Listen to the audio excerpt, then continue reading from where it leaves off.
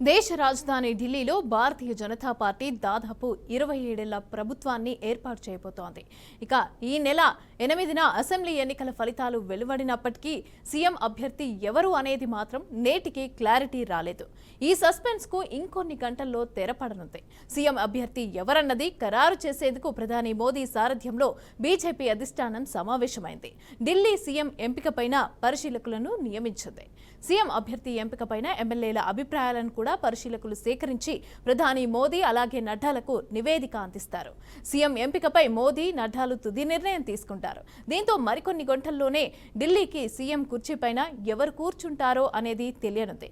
రెడ్డికి ఇదే అంశానికి సంబంధించి పూర్తి అప్డేట్స్ మా అవుట్పుట్ ఎడిటర్ వెంకట్ అందిస్తారు. వెంకట్, మమత, దేశ రాజధాని ఢిల్లీ కాబోయే ముఖ్యమంత్రి ఎవరు అనేది మరికొద్ది గంటల్లో తేలనుంది. కాసేపట్లో అంటే 7 గంటలకి బీజేపీ ఎల్పీ మీటింగ్ జరుగుతుంది. దీనికి బీజేపీ జాతీయ అధ్యక్షుడు జేపీ నడ్డా అధ్యక్షత వహించున్నారు.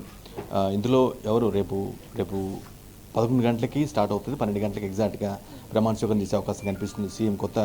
సీఎం ఎవరు అనే దానిపైన క్లారిటీ వచ్చేది. ఈ మీటింగ్లో సీఎంని బీజేపీ ఎమ్మెల్యేలు మొత్తం కూడా గెలిచిన 48 మంది కూడా ఎవరు ముఖ్యమంత్రిగా ఉండాలనే విషయంపైన మెజారిటీ ఒపీనియన్ తీసుకొని నిర్ణయించే అవకాశం స్పష్టంగా కనిపిస్తుంది. మేబీ మీటింగ్ అయిన తర్వాత ఒక అఫీషియల్ అనౌన్స్మెంట్ కూడా ఉండే అవకాశం ఉంటుంది. లేదంటే కొంత కేంద్రం నుంచి ఏదైనా ఇంపాక్ట్ ఉన్నట్లయితే రేపు దాన్ని చెప్పే అవకాశం కనిపిస్తుంది. అంటే నెంబర్ ఎవరు ఆ సీఎం కాబోయే వ్యక్తి అనే విషయం పైన క్లారిటీ వచ్చే అవకాశం స్పష్టంగా కనిపిస్తుంది. మాక్సిమం బీజేపీ ఎల్పీ మీటింగ్లోనే ఇది తేలే అవకాశం అయితే కనిపిస్తుంది. అంటే ఒక 2-3 అవర్స్ లోపలనే బయటకు వచ్చే అవకాశం కనిపిస్తుంది. ఇన్ కేసు ఏదైనా హోల్డ్లో పెట్టినట్లయితే రేపు మేబీ ప్రమాణ స్వీకారం 12 గంటలకు కాబట్టి ఈ లోపల 10 గంటల లోపలనే క్లారిటీ వచ్చే అవకాశం కూడా ఉంటుంది. అయితే ఎవరు కాబోతున్నారు అనేది మాత్రమే ఆసక్తి రేపుతూ ఉంది.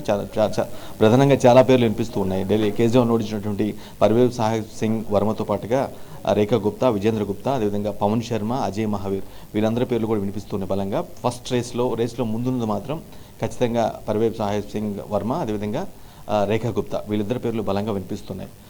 కేజ్రీవాల్ని ఓడించి అతను పాపులర్ అయ్యారు. అట్ ది సేమ్ టైం ఆప్ అభ్యర్థి బంధనా కుమారి అని షాలిమార్ బాగ్ నుంచి ఈమె కంటెస్ట్ చేసి ఆప్ అభ్యర్థిని బంధనా కుమారి ఈమె రేఖా గుప్తా ఓడించారు. సో మిగతా కొంతమంది ఎవరైతే నోటెడ్ ఫేసెస్ ఉన్నాయో బీజేపీ ఎమ్మెల్యేలో వాళ్ళు కూడా కాంటెస్ట్లో కొంత కీన్గా ఉన్నప్పుడు కూడా ప్రస్తుతం వీళ్ళిద్దరి మీదే కొంచెం అట్రాక్షన్ అంతా, అంటే జనం మాత్రం ఎక్స్పెక్టేషన్ మొత్తం కూడా ఢిల్లీ బీజేపీ పెద్దలు కావచ్చు, లేదంటేనో బీజేపీ నేతలు కావచ్చు, వీళ్ళందరూ కూడా పర్వేజ్తో పాటుగా రేఖా గుప్తా పైనే ఫోకస్ పెట్టినట్టుగా అర్థమవుతుంది. వీళ్ళిద్దరిలో ఖచ్చితంగా ఎవరో ఒకరు అయ్యే అవకాశం ఉందని తెలుస్తుంది. ఇక వేడుకి రామలీలా మైదానంలో ఇప్పటికే ఏర్పాట్లు మొత్తం కూడా దాదాపు ముగిసినట్లే. దాదాపు 20 ముఖ్యమంత్రులకి ఆహ్వానం అందింది ఆ వేడుక రావడం. కానీ అదేవిధంగా సెలబ్రిటీస్, వ్యాపారవేత్తలు, సినీ స్టార్స్, పెద్ద నేతలందరూ కూడా దీనికి అటెండ్ కాబోతున్నారు. సో దీన్ని చాలా కీ పాయింట్గా తీసుకుంది. ఎందుకంటే 27 సంవత్సరాల తర్వాత బీజేపీ అక్కడ గవర్నమెంట్ ఫామ్ చేస్తుంది కాబట్టి ఉండబోయే వ్యక్తి ఖచ్చితంగా పవర్ఫుల్గా సమర్థవంత నేతగా ఉండాలనే ఒక కాన్సెప్ట్తో ఆచితూచి గ్యాప్ తీసుకొని కూడా 4-5 రోజులు గ్యాప్ తీసుకొని కూడా ఆలోచించి సంప్రదింపులు జరిపి అభిప్రాయాలు తీసుకొని ఒక ఒపీనియన్కి వచ్చేగా అర్థమవుతుంది. ఇక ఫైనల్గా ఈరోజు జరిగే బీజేపీ ఎల్పీ మీటింగ్లో ఎమ్మెల్యేస్ యొక్క ఒపీనియన్ కూడా తీసుకున్న తర్వాత, అంటే ఇప్పటికే ఆబ్వియస్గా కొంతవరకు చర్చించుకుంటారు, బట్ వీళ్ళతో ఎమ్మెల్యేల యొక్క అభిప్రాయాలు తెలుసుకున్న తర్వాత కూడా కేంద్ర పెద్దలని ఆలోచించి ఒక నిర్ణయం తీసుకునే అవకాశం కనిపిస్తుంది. అది ఎవరవుతారనేది మాత్రం ఇప్పటికీ సస్పెన్స్గానే ఉంది. But most of the chances only Kejriwal ఓడించినటువంటి పర్వేజ్ సాహెబ్ వర్మ, అదేవిధంగా రేఖా గుప్తా పేర్లు మాత్రం బలంగా కనిపిస్తున్నాయి. అంటే దానికి మొదట ఎంపీలను ఎవరైతే వేరే కోటాలో ముఖ్యమంత్రి చేద్దాం, ఈవెన్ ఎంపీలు అయినా సరే, కొంత ప్రజాకర్షక ఉన్నటువంటి ఎంపీలు అయినా సరే వాళ్ళని రిజైన్ చేయించి వాళ్ళని ఢిల్లీ సీఎంగా చేద్దామని ఆలోచించినప్పుడు కూడా ఫైనల్గా ఢిల్లీ అసెంబ్లీకి ఎవరైతే ప్రజల ద్వారా ఎన్నుకోబడ్డారో వాళ్ళల్లో ఎవరినో ఒకరు తీసుకుంటే బాగుంటుందని ఒపీనియన్ వచ్చి అర్థమవుతుంది. ఎందుకంటే గతంలో